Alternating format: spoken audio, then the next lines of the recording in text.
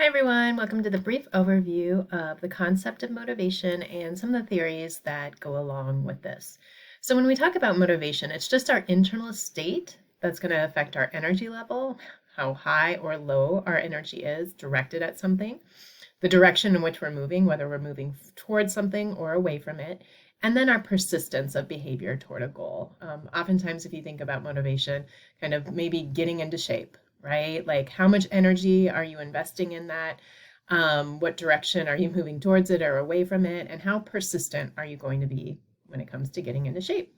In general, it's just the desire to do things. The two kind of leading questions that we often associate with motivation is, first of all, can I do it? And that gets at Bandura's social cognitive theory and the idea of self-efficacy. Like, can I actually do it? Is it worth even doing? Is it something that's even a possibility? And then if the answer to that is yes, do you want to, right? Oftentimes we see this with schoolwork. Can I write that paper? Yes, I can write that paper. Do I want to? No, I really just am not feeling it right now. And so those are the two questions that often go with motivation. So how does motivation change over the years? When we do research on motivation related to school, we have found some relationships. So if you think about relationships and correlations, like a positive one, it would be that does it start low and then over the years, does our motivation grow for school? A negative correlation, does it start high in those early years and then decline from K to 12? Or is it kind of like no correlation? It just really depends on the child. And in fact, what we have found, and you've probably seen this in your own work, is that there's actually a negative correlation, which means when children start school, they tend to have much higher levels of motivation than they do towards the end of their schooling. And that's up like through high school, and we see lots of changes post high school graduation. But in general, that's kind of where we see the general trend. And so the good news is when you're working in early childhood, you tend to see much higher levels of motivation than you would in like a sixth grade class or a 12th grade class. For motivation, we have intrinsic motivation and extrinsic motivation. For intrinsic motivation, that is the desire to pursue an activity just for its own sake, not for external reasons. And this is often linked to, in the text you read about mastery motivation, where we kind of just set goals for ourselves, and our perceptions of control and competence and what we are able to do. But it's the idea that no one is giving us money to do it. No one is going to punish us if we don't do it. It is just kind of this internal drive that something you just really like doing. Maybe you just really like reading. Maybe you just really like traveling. Maybe you really like shopping online. Maybe you really like journaling, right? You do it because you love it. And so you have higher levels of motivation for it. We also are driven extrinsically, and so that's the desire to pursue an activity for reasons external to the activity. And this is related to conditioning theory. If you think about the broad theory we talked about, behaviorism, towards the beginning of the semester, the idea that we do things because of how our environment responds. So getting a reward, avoiding punishment, or earning a grade.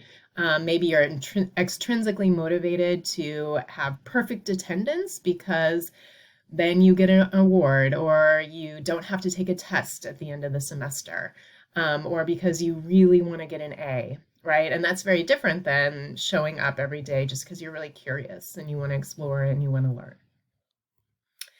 So one of the theories that was talked about in the book is the expectancy value theory. And as you can see here, there are a lot of moving components. Here's a visual of what your text kind of talks about, from the social world to our cognition and beliefs, and then that's linked to them, our achievement behavior. How you can water down this theory is just to think that it is really just a combination of hope for success as well as our fear of failure, right? And if our hope for success can outweigh that fear of failure, we can move towards something. But if our fear of failure is much more powerful than that hope we have for success, then we're going to probably avoid something. And of course, all of that's informed by other things like past events, our affective memories, our schemas of the world, right? But essentially, it's going to kind of funnel into kind of our hope versus our fear. And so if you think about a student maybe making a new friend, right? If they have a lot of hope, like, yeah, if I put myself out there, if I introduce myself, if I ask someone if they want to partner with me for something, right? if they kind of have this idea that like this could happen, right? I'm hopeful that, yeah, this person would say yes and want to hang out with me. Right, then they're going to be motivated to do that. But if they've had experiences of failure where they've put themselves out there and they've been rejected by peers, or they've had issues and a lot of conflict that just has not worked out well, right? Like that fear is going to be the stronger driving factor. Same as some academic things like solving a word problem, right? If they are hopeful that they're going to be able to, work through this problem and get positive feedback from a teacher, then they're going to be more driven to try it, right? But if they are afraid of, the embarrassment or being told they've done it wrong or being asked to do it again, or other students seeing that they can't figure out how to solve this problem, right, then that's going to drive them to avoid even attempting that word problem. Attribution theory. And so here's kind of a nice visual to think about attribution theory and whether it's kind of an internal or external attribution. So when a student believes it is something within the person, right? Like what do we attribute to being able to do something? If they believe it's something like internal, that's like a dispositional attribution versus something that's external and is caused by something outside of the person we observe. So attributing kind of like what happens to, was this an internal thing or an external thing, that is really going to drive our motivation when we think about kind of replaying that or doing it again. So if you think about an internal attribution, like let's go back to that example of making a friend. So someone does have success in making a friend. Well, I made a friend because I am kind and fun. That's an internal attribution. I believe, it's something within me. It's something that I did to make that friend, versus attributing what happened to something that's external. I made a friend because my teacher assigned someone to work with me. So I was able to make a friend, but that's because the teacher basically intervened and was like, you need to work with that person, right? That would be external and has a very different impact then on someone's motivation of kind of where that source is coming from. And this one down here, sorry that we can't fully see it. Let me go down a little bit. Maybe somebody has had success at art and their art is showcased in some type of show or outside the office. Well, an internal attribution would be, oh, I made a friend because I am kind and fun. Oh, sorry, we're going on to the next one. My art was showcased because I worked really hard. Okay, so I worked really hard. I put in a lot of effort. I've been at this for a while. So yeah, that was something kind of within me. Versus an external attribution. My art was showcased because I used the model my teacher showed me. Okay, so supports were given there, and because of things that were, outside of me, I was able to kind of go along with it. And because of a teacher's help, then I was able to do this, right? And that's going to have a much different impact on someone's motivation, right? And what we know is that basically, when it comes to a child experiencing greater shame and greater pride, it's associated with internal attribution. So for instance, going back to the idea of, being able to make a friend, well, they have a lot greater pride if it's related to, it's because I'm kind and fun, like I'm a great person, like kind of getting at that self-worth. But also, like with the failure, if there's an internal attribution, there's much greater shame, right? So thinking about, okay, I was rejected. I didn't make a friend because I'm not always kind. I'm not always fun. I'm not always an interesting person, right? And so thinking about, we want students to experience pride, right, to keep them motivated and sustaining that level of motivation. And so if they're always attributing something to external, help them understand that there are some internal things there too that are driving some of these outcomes.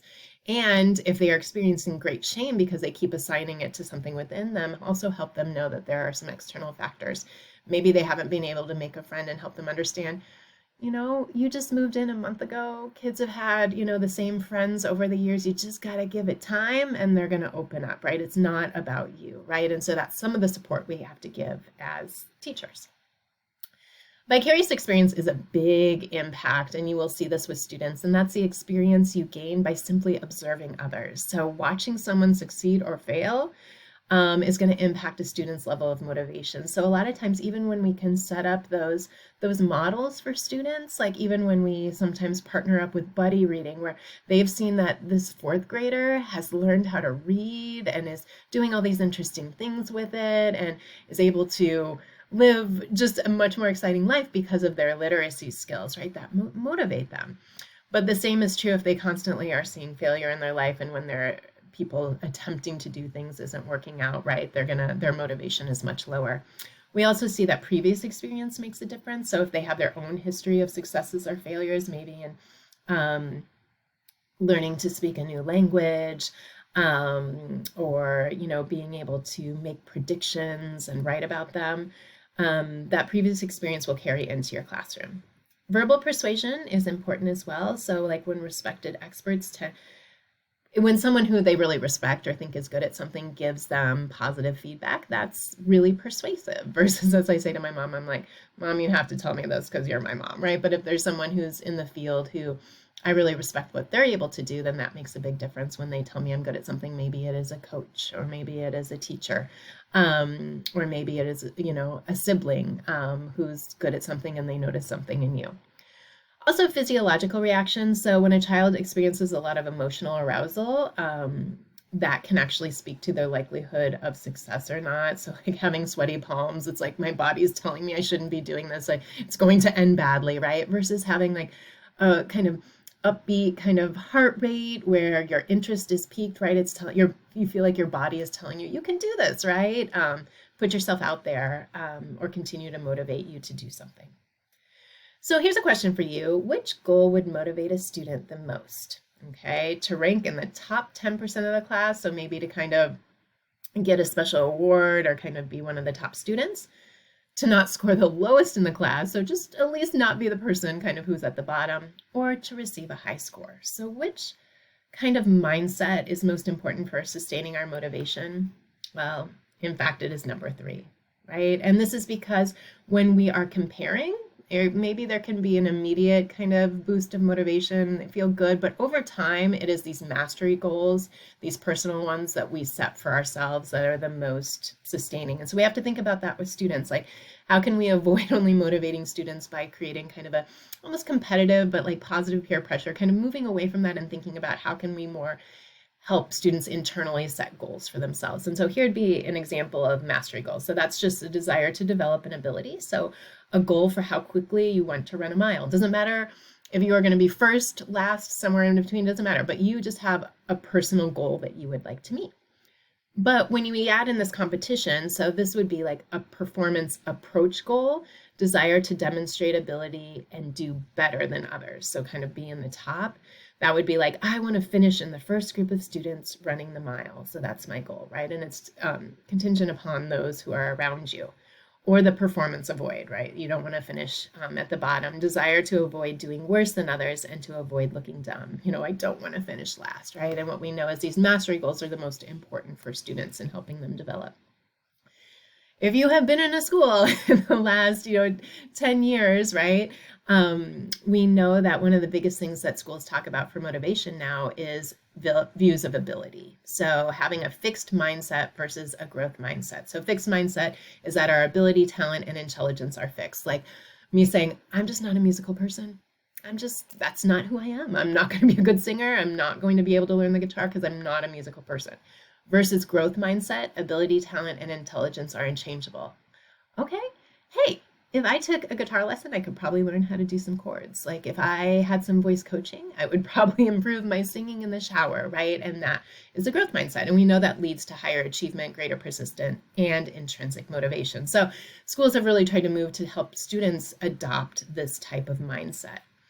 And so, teaching students to say things, the growth mindset, I can learn anything I want to. When I'm frustrated, I persevere. I want to challenge myself versus that fixed mindset.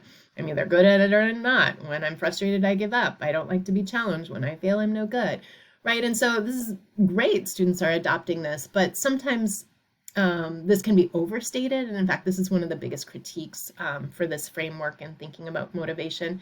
Is it that simple? Right? Sometimes this ignores some of those external factors that can interfere with a child having a growth mindset versus a fixed. You can have a growth mindset, but if you're experiencing food insecurity on a regular basis, that is going to interfere with your motivation levels and success in school. So we need to keep that in mind. One of my favorite models is the flow channel in motivation. So please definitely take a look at this and think about it and how our skill and competence level coupled with the degree of challenge is going to determine if we are bored and unmotivated in class because we're not being challenged versus if we are in panic mode because the challenge is too